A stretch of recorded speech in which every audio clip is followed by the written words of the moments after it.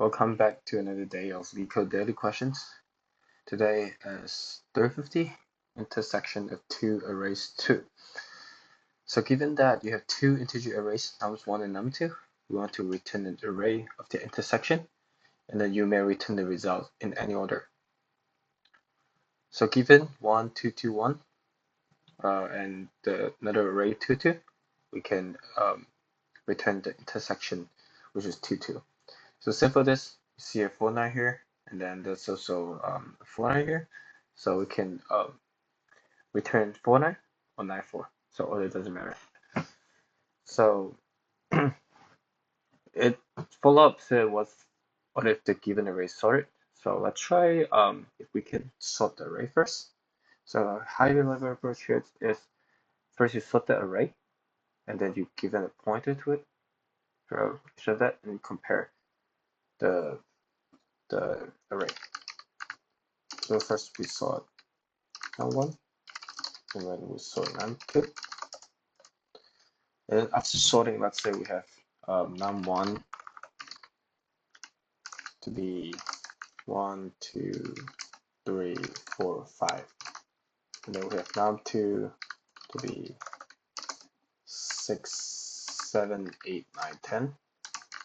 So we can check if nums1, the last value, is less than nums2 first value, or nums2 first value, last value, less than nums1 first value, and then we can return this empty array. Right. So we can have a result that's gonna store whatever it's sim, and then we can set I and j, where I is used to point for num1, and j is 2 points for num2. So we can say, well, I is less than the lim of num1, and j is less than the lim of num2. We keep doing this, and let's say since it's sorted, so num1 now is 1, 1, 2, 2, right? So when we look at 1, and then we look at nums2, there's 2, 2. Now you can see if 1 is less than 2, we want to move to the next one. And then if 1 is less than 2 again, we want to go to the next one. And then when they're the same, we add them to the result. So if num1 at I is less than num2 j, then we can increment I. Else if the other way around, so j less than num1 at I, we increment j by 1. And then lastly, if they're the same, we first append it to the result. It doesn't matter if you append nums1 I or nums2 j, because they're the same.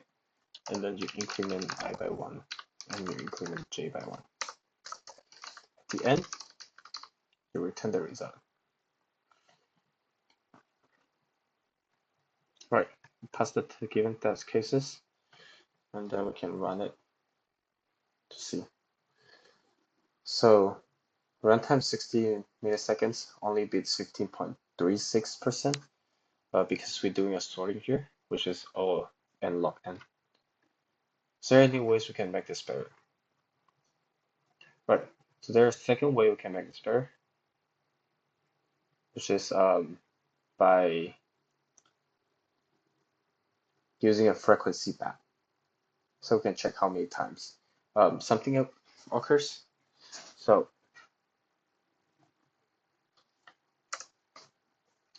first we would initialize a map,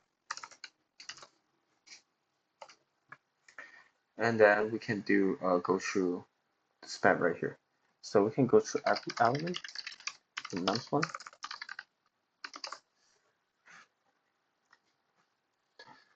and then we can put it to the map.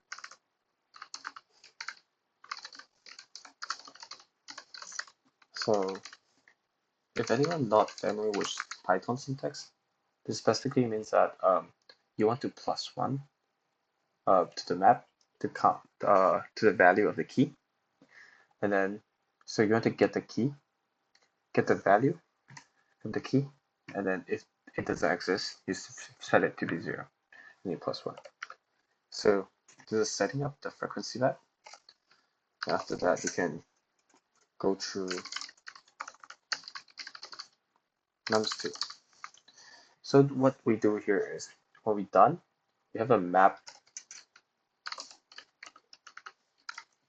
that have 1 to be 2, and then map of 2 to be 2.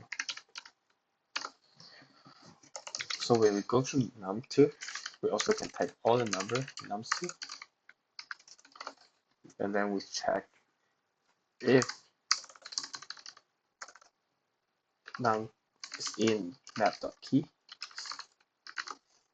So to make sure this number is in the key, let's say 2, right? 2 is in the key, and map.get num is greater than 0.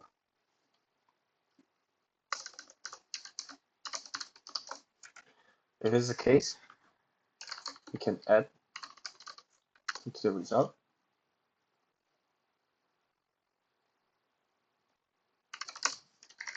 We're going to initialize the result here. And then since we move 1, we want the key to be -1. And then at the end, return the result. Right. Let's click submit.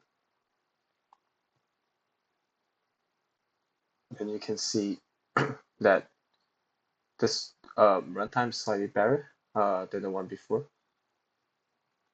And it's only run for all of n plus m. If you look at the submission previously. Oh, okay. So this would be all of n log n, which is slower. Right. Thanks for watching the video today. Let me know if you have any questions to comment, and see you tomorrow.